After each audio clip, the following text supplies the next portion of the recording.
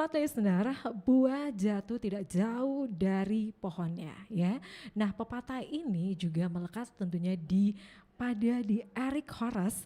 Dia adalah anak dari Hendrik Horace, salah seorang pengusaha Tionghoa asal Makassar ya. Dan untuk sore hari ini smart listeners di spesial program kami tentunya bersama Parlemen, hari ini kita menghadirkan Eric Horace, anggota DPRD Kota Makassar dan juga sebagai wakil ketua dari Komisi B. Dan untuk saat ini langsung saja kita menyapa Pak Erik di sini. Selamat siang Pak Erik. Gimana kabarnya? Baik, untuk hari ini ya, ini sangat luar biasa ya karena bisa dengan mic-nya Pak. Saya sampai lupa ya, ini saking semangatnya nih ya. Ingin mendengarkan suara dari Pak Erik ya dan juga pantesan aja suaranya bagus ya. Ini juga rakyatnya juga banyak, masyarakatnya juga banyak ya. Suaranya lagi serak Bu. Jadi Baik. ya, Gimana kabarnya Pak Erik? baik Bu. Baik ya. Puji syukur. Ya. Ini habis dari Jakarta ya. Dari Ya, Jakarta kemarin ya. pas acara ada acara partai ya, Rapimnas. Jadi lumayan sibuk tuh. Iya. Minggu kemarin sama-sama teman-teman dari fraksi Gerindra. Dan kemarin baru balik sih 2 hari yang lalu. 2 hari yang lalu ya. Ya. Saya WhatsApp ya. Berapa kali ya, tapi akhirnya alhamdulillah ya. Ya. Pak Erik Tapi akhirnya. pasti datang kok. Pasti Iya. datang, cuma timingnya aja yang nggak pas nih. Ya nggak pas ya. Nggak pas, tapi ya hari ini saya pikir daripada tunda lagi kan, makin lama lagi makin diubar lagi, ya udah minggu ini kita beresin saya bilang. Oke. Terima kasih sudah Ya. hadir di Smart FM ya Pak Erik ya. Baik, Pak Erik ini anggota DPRD Kota Makassar dari Partai Gerindra ya. Sekarang ini juga menjabat sebagai wakil ketua di Komisi B ya. Ketua Komisi B. Ketua Komisi B, Ketua Komisi maaf ya, mohon maaf ya. Baik, nah sebelumnya memang dari berasal dari Komisi B atau gimana nih Pak Erik? Ya saya dari Dari awal memang? dari awal kan kalau memang yang kemarin periode sebelumnya itu saya kan wakil ketua DPRD. Nah ini pas masuk terpilih 2019 itu saya memang sudah di Komisi B. Komisi B. Sampai hari ini. Nah kemarin kami memang ada apa lagi 2 kali matriks ya. Ada paling pertama kan periode pertama itu kan Pak William ya yang jadi ketua Komisi B. Nah ini pas masuk di periode kedua ya kami dari Gerindra dipercayakan sebagai ketua komisi dan pada saat ini saya menempati di ketua Komisi B. Ketua Komisi B. Ya. Nah bisa cerita dong sebagai ketua Komisi B. Nah itu apa nih? Apa aja sih tugas-tugasnya? Yang jelas tanggung jawabnya cukup besar ya. Dibanding dengan ketua dan juga anggota gitu ya. Paling Apa tidak aja? kan semua harus mengakomodir apalagi pokok-pokok pikiran dari teman-teman anggota Komisi B. Kami kan di Komisi B kan ada 11 orang. Ya. Ya kan di situ terdapat dari beberapa fraksi, semua fraksi lah yang ada di DPRD. Nah, tentu ketika mengambil kebijakan, keputusan, ya kan, terus pandangan itu tidak bisa sepihak. Artinya kami harus melibatkan teman-teman semua yang ada di Komisi B, ya kan. Yang namanya juga kami mengambil keputusan itu selalu berdasarkan dengan musyawarah mufakat. Jadi nggak bisa sepihak dan itu yang saya tanamkan di Komisi B bahwa keputusan yang diambil menjadi keputusan bersama. Walaupun mungkin otoritas saya sebagai ketua komisi cukup besar, tetapi perlu ada kebersamaan di dalam komisi tersebut. Iya. Pada saat tentu ada ya perbedaan pendapat gitu ya Pak Erik. Iya. Nah ini apa nih untuk memediasi ya dari teman-teman yang berbeda pendapat gitu Wah. Pak Erik? Kalau berbeda pendapat sangat sering. Sangat sering. Nah ini gimana nih untuk bisa mendinginkan? Ya biasanya Ada tipsnya? biasanya sih pada apalagi pada prinsipnya ketika kita berbeda pendapat biasanya saya tampung dulu. Kami menampung dulu semua pendapat-pendapat dari teman-teman, ya kan. Kalau misalkan kami melihat itu alot biasanya kami skorsing. Tapi dalam arti skorsing pun juga tidak lama, ya kan. Artinya kami skorsing, kami rembuk ulang, biasanya kami akan mengerucutkan di beberapa keputusan yang harus kita putuskan. Dan selalu endingnya sih pasti baik-baik saja.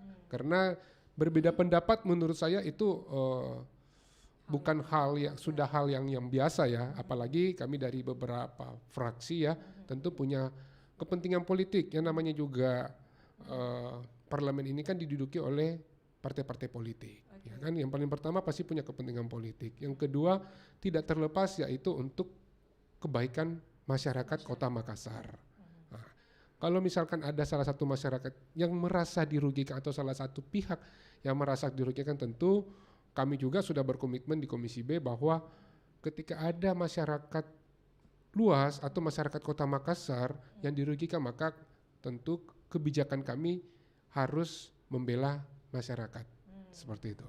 Oke, jadi ini tetap ya mengutamakan ya musyawarah mufakat ya, ya Pak Erik ya, untuk menentukan keputusan yang karena dinamika benar, ini ya? sudah sering, apalagi kan kalau dilihat biasa di media, di TV, debat, ya kan, debat kusir, apalah segala macam, ya itu menurut kami ya itu biasa ya, itu bagian dari dinamika lah. Yang namanya kami rapat berbeda pendapat. Yang cuma membedakan kan ada suaranya yang tegas, ada suaranya yang gitu besar ya. gitu loh. Tapi ya saya rasa outputnya semua baik kok, seperti itu. Oke, jadi bagaimana untuk bisa duduk bersama gitu ya, Pak Erik ya. Baik, ini beberapa kegiatan ya yang tentunya Pak Erik lakukan gitu ya. Nah, untuk yang baru-baru ini ya, itu juga melakukan kegiatan reses gitu ya Pak Erik. Nah itu gimana nih Pak? Wah, untuk kegiatan reses kemarin. Jadi Pak? kemarin reses ketiga ya, tahun sidang 2021-2022. Sangat kebetulan dapil saya meliputi dapil 1 yang dimana Kecamatan Ujung Pandang, Kecamatan Makassar, dan Kecamatan Rapocini. Tentu pada saat kami turun mungkin saya cuma ingin memberikan sedikit juga informasi ya, siapa tahu saja dari legislatif mendengar ya perbincangan kita di Smart FM ya. Paling tidak apa yang menjadi masukan dari masyarakat bisa dapat cepat ditindaklanjuti. Yang paling pertama kalau di dapil kami itu khususnya di Kecamatan Makassar ya, di situ ya Kecamatan Makassar banyak warga yang mengeluhkan terkait masalah sekolah. Kecamatan Makassar itu kelurahan, ada beberapa kelurahan ya? Ya, ada Balaparang, terus ada Macinigusu, ya kan. Nah ada beberapa tempat kemarin ketika kami turun reses ya, warga di sana itu sangat berharap dengan adanya sekolah tingkat SMP, seperti itu ya. Tentu ini yang menjadi problem mereka ketika sistem pendidikan yang dibuka untuk saat ini dengan berstandar zonasi, ya kan, yang dimana Kecamatan Makassar ini kan kalau nggak salah nggak punya SMP, ya kan, sehingga mereka sudah kalah satu langkah ketika menentukan zonasi, yang tentu mereka tidak masuk zonasi kalau bukan di kecamatan mereka. Ya kan, nah jadi kemarin itu banyak beberapa warga yang mengeluhkan hal itu. Untuk mau mencari sekolah itu sudah sangat susah, ya kan. Kami selalu di Kecamatan Makassar selalu dianaktirikan karena tidak masuk di dalam zonasi. Nah inilah juga mungkin hasil dari reses kami akan ajukan kepada pemerintah kota untuk bagaimana mengadakan sekolah ya tingkat SMP di khususnya kota Kecamatan Makassar. Nah kalau misalkan kendala apalagi pemerintah kota sampai saat ini mengatakan bahwa di Makassar ini kami nggak punya lahan, ya kan, tentu akan terkendala dengan lahan ya, artinya lahan yang harus bersertifikasi, ya kan. Nah ini yang menjadi tantangan sebetulnya pemerintah kota, ya kan. Apakah karena ini satu pendidikan ini menurut saya satu hal yang wajib, di mana kita harus memberikan ya anak-anak khususnya anak-anak rakyat kita ya memberikan pendidikan yang penuh karena mereka lah yang akan meneruskan bangsa ini. Kalau nggak diisi dengan pendidikan yang tinggi ya seperti apa kira-kira, apalagi ada beberapa anak kemarin yang saya lihat sangat prihatin, ada beberapa yang tidak sekolah ada beberapa tidak sekolah, ada yang merasa sudah orang tuanya juga mungkin sudah malas ngurus, ya kan, atau seperti apa. Menurut saya ini sangat prihatin menurut saya, ya. Jadi tentu mudah-mudahan dari pihak pemerintah kota bisa mendengar, dan ini satu aspirasi yang menurut saya perlu diperjuangkan. Baik, ini hampir sama gitu ya. Itu juga pernah ya pada saat tahun lalu ya, PPDB atau penerimaan siswa-siswi ya untuk tahun lalu, itu juga pernah ya di beberapa kecamatan memang ada tidak terdapat sekolah ya, dan itu dilakukan regrouping Pak Erik ya. Itu bisa juga ya dilakukan ya. Tapi itu kedepannya nanti gitu ya. Ya, itu menjadi salah satu alternatif. Saya pikir sebetulnya ya memang kalau mau mencari lahan di Kota Makassar ini yang cukup luas memang sudah agak susah. Ya, karena sudah padat pemukiman. Ya, tapi dalam arti sebetulnya masih ada solusi. Ya kan, apakah itu sifatnya pembebasan lahan? Karena ini kan apalagi ketika sekolah ada ini kan efeknya sangat luar biasa, seperti gitu, ya kan? Dengan tidak selalu beralasan, tidak ada tempat, tidak ada lahan, terus sarana prasarananya juga masih kurang, gitu ya nggak tahu legitimasinya seperti apa, ya kan? Jadi sebetulnya pembebasan lahan pun ya tidak menutup kemungkinan bisa dilakukan, sebetulnya, ya kan? Siapa tahu aja mungkin ada dari tanah masyarakat yang ingin memberikan kepada pemerintah kota atau seperti apa, ya kan? Kerjasamanya seperti apa gitu. Benar. Yang jelas labelnya harus sekolah pemerintah. Sekolah pemerintah. Karena kalau swasta tetap pasti ada pungut biaya ya. Jadi mereka bilang wah kalau sekolah di luar negeri, maksudnya mereka mengatakan anak-anak kami ini sekolah di luar negeri. Saya juga kaget, luar negeri, maksudnya itu di luar swasta. Ya itu memang ya ada biaya lah ya Pak. Ya, ada biaya. Kalau pemerintah kan memang semua free, gratis. Saya kira semuanya itu bisa duduk bersama gitu ya untuk bisa mencari solusi yang tepat ya. Walaupun ini bukan komisi saya Bu ya, tapi ini namanya masukan tadi gitu ya. Ya tadi yang Ibu katakan bagaimana sih hasil-hasil reses kemarin ini, saya cuma membagi aja terkait masalah reses. Terus yang kedua mungkin terkait masalah infrastruktur ya. Ini saya rasa setiap kali kami reses persoalannya sama klasik. Tapi yang namanya infrastruktur kan memang setiap tahun pasti ada yang di maintenance gitu loh. Jadi saya berharap juga dari pemerintah kota bisa mendengar pembicaraan ini dan menindaklanjuti aspirasi dari teman-teman yang sifatnya reses ini, ya kan? Karena repot juga ketika kami turun reses terus dinas terkait tidak menindaklanjuti, masyarakat menganggap vonisnya ke kami, seperti itu, ya kan? Nah, padahal perlu diketahui bahwa legislatif, eksekutif fungsinya berbeda, seperti itu. Jadi tetap ya untuk pelaksanaannya itu nanti di eksekutif ya. Eksekutif. Pak Erik ya. Baik. Itu ya beberapa masukan ya pada saat melakukan reses kemarin Pak Erik ya. Dan smart listeners untuk hari ini ya di spesial program untuk hari ini bersama Parlemen, tentu bersama Erik Horas, kita membahas salah satu tema yaitu kebangkitan pariwisata Kota Makassar di era next normal. Nah, ini nih Pak Erik, kalau kita lihat ya sekarang ini selama masa pandemi COVID-19 semua itu ikut berdampak ya. Nah, salah satunya adalah pariwisata. Nah, gimana nih Pak Erik? Iya, memang selama 2 tahun ini ke belakang kita lihat sangat prihatin. Sekarang kan udah endemi ya. Udah endemi. Ya tetap kita mematuhi protokol, prokes ya. Selain di Makassar, pengalaman saya ketika kami berkunjung di Denpasar, di Bali, ya kan di Jakarta, dan beberapa tempat-tempat wisata itu kita melihat untuk saat ini itu sudah cukup bagus, ya kan. Tentu 2 tahun kebelakangan ini boleh dikatakan sangat lumpuh, ya baik itu sifatnya para pebisnis, khususnya pebisnis hotel, restoran, ya kan itu benar-benar boleh dikatakan banyak yang tutup, seperti itu, ya. Yang nggak bisa dipungkiri dalam arti tahun ini sudah pelan-pelan kita membaik walaupun memang kemarin sempat ada ancaman lagi, ya kan? Tapi saya rasa masyarakat pun juga kita semua sudah hampir dikatakan sudah lebih dari 90% vaksin, ya, maka tingkat risiko dari COVID ini sebetulnya udah nggak terlalu berbahaya menurut saya, ya. Tapi tetap kita harus memenuhi prokes, ya kan? sekarang kita lihat tempat-tempat wisata juga sudah mulai ramai, khususnya di Kota Makassar, ya kan. Menurut saya ini harus perlu disupport terus, ya, khususnya Dinas Pariwisata, karena memang ini dinding sektornya adalah Dinas Pariwisata. Bagaimana bisa dapat mempromosikan di luar Makassar, ini yang penting, ya kan. Kalau di Makassar sendiri kan kita masyarakat luas ini sudah tahu di mana sih tempat-tempat wisata, gitu spot loh. wisata itu di mana Spot ya? wisata di mana. Cuma kan tentu kemarin saya sempat diskusi juga sama Dinas Pariwisata, ya. Ada beberapa tempat memang yang perlu digalakkan lagi. Itu di mana Pak Erik? Ya, Ya, menurut bisa saya kita ya. punya potensi yang sangat besar di sini.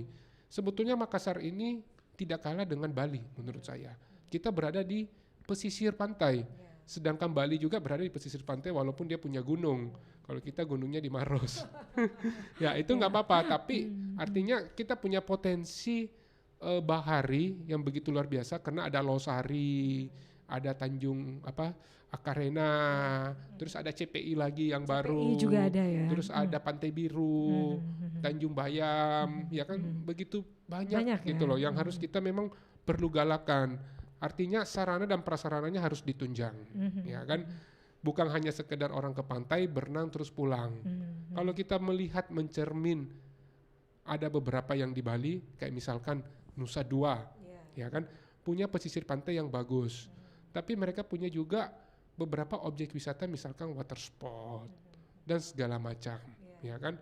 Terus sarana prasarananya cukup bagus. Nah, menurut saya ini yang perlu kita galakan, perlu digalakkan, karena di Makassar ini selain wisatanya itu hanya wisata kuliner, kita harus juga punya objek wisata itu. Karena kalau kuliner paling orang 2 hari 3 hari selesai kuliner pulang. Pulang ya. Ya, menurut saya pulang. Ya kan. Terus kota kita memang perlu apresiasi juga sebagai pintu di mana menjadi titik pertemuan khususnya Indonesia Timur. Ya. Itu perlu kami apresiasi. Tetapi ini perlu disinergikan menurut saya. Apalagi kita punya Trans Studio. Ya kan, yang katanya sih tutup wahananya tapi katanya mau buka lagi. Nah, ini menurut saya peran dari Dinas Pariwisata harus hadir di sini, ya kan. Terus terkait masalah promosi UMKM, banyak banget sih yang harus PR, tetapi karena kemarin saya sempat diskusi sama kepala dinasnya Pak Rum. Pak Rum ini juga kan masih muda ya, jadi cukup smart menurut saya, ya, beliau cukup smart, dan saya rasa di kepemimpinan beliau ini banyak kok program-program yang positif, yang bagus untuk pemerintah kota. Ya. Oke. Jadi itu ya, dari Pak Erik Horas tadi mengatakan peluang ataupun potensi untuk wisata di Makassar ini itu masih sangat besar gitu ya, terutama untuk pulau-pulaunya juga ya Pak Erik ya. Pulau-pulau ya. Kebetulan saya memang hobi di laut, tetapi di laut, ya? bukan karena hobi saya, saya melihat itu perlu dikembangkan, enggak. Karena kita punya potensi yang sangat besar. Kita punya ada 11 kepulauan. Dan satu lagi saya lupa. Saya cukup apresiasi juga kepada Dinas Pariwisata. Mereka ada mengusulkan Perda kalau nggak salah Perda pembangunan kawasan pembangunan pariwisata Kota Makassar. Nah, ini akan dibentuk zona-zonanya nanti. Jadi memang selain mereka sudah membentuk zona, mereka juga lebih mudah untuk mendapatkan stimulus dari pusat untuk mengembangkan wilayah-wilayah pariwisata. Ini saya apresiasi. Oke, itu masih progres atau gimana? Ya, itu masih progres sementara pembahasan ya di DPRD ya, khususnya di Bapemperda. Ya, kita berharap itu bisa cepat dibahas, cepat diketuk, sehingga pariwisata ini bisa lebih maksimal di Kota Makassar. Oke, gitu. Harapannya seperti itu ya. Baik, Pak Erik, kita masih lanjut lagi ya. Sebentar kita jeda untuk sesaat ya. Dan sekali lagi nih Smart Listeners, untuk Anda juga yang ingin menyampaikan aspirasinya, silakan ya, kami nantikan Anda. Itu bisa langsung aja ada aplikasi Ajama ya, Ajang Inspirasi Masyarakat juga boleh ya. Kemudian juga di WhatsApp PPID Sekretariat DPRD Kota Makassar di nomor 0811 411 0309. Nah, Smart Listener, Anda jangan kemana-mana, kami akan kembali sesaat lagi.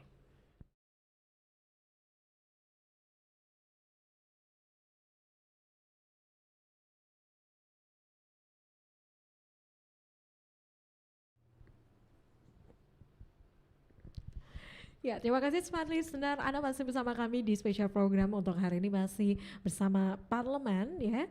Ini merupakan spesial program yang kami hadirkan untuk Anda bersama Sekretariat DPRD Kota Makassar untuk tahun anggaran 2022.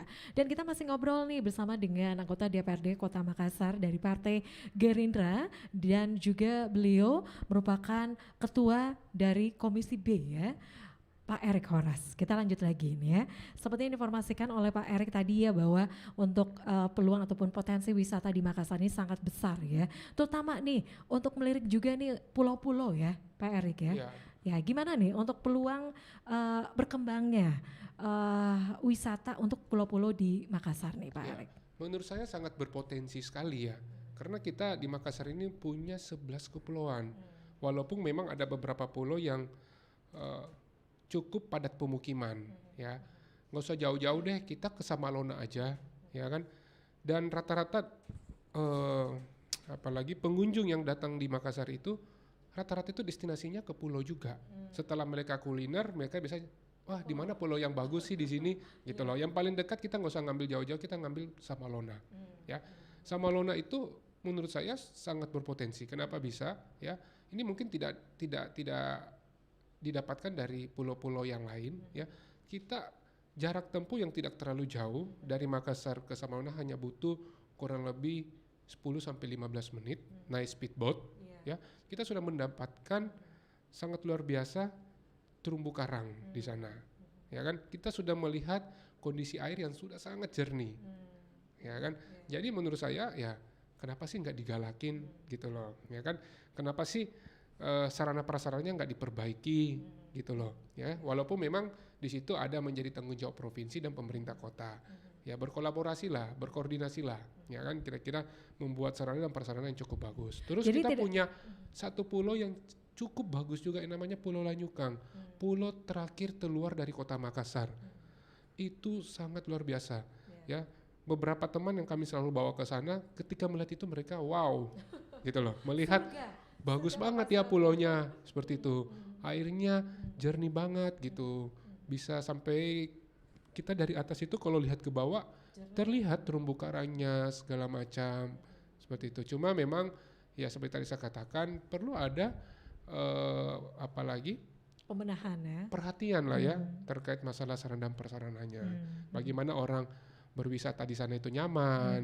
Terus saya tidak menutup kemungkinan kan bisa juga ditarik retribusi ya, kalau misalkan memang bagus dan layak ditarik retribusi saya rasa nggak ada masalah. Kalau pas sarana dan prasarana sudah tidak ada terus ada retribusi ini yang menjadi dikomplain kan sama masyarakat seperti apa. Nah itu sih kalau saya. Terus kita punya beberapa pulau banyak sih, ada Kodingaring Keke juga sama, Kodingaring Keke tidak ada penghuni ya di sana. Nah ini kan menjadi objek sebetulnya yang boleh dikatakan masyarakat Makassar setiap hari Sabtu, hari Minggu itu sering datang ke sana mereka. Oke, jadi memang perlu pembenahan ya dari. Satu lagi, saya lupa, perlu menjadi perhatian terkait masalah dermaga yang representatif. Ya. Kadang kalau saya lihat dermaganya itu kayaknya sudah mau. Iya, kalau di Losari itu aku lihat dermaganya itu udah setengah tenggelam, setengah ngapung.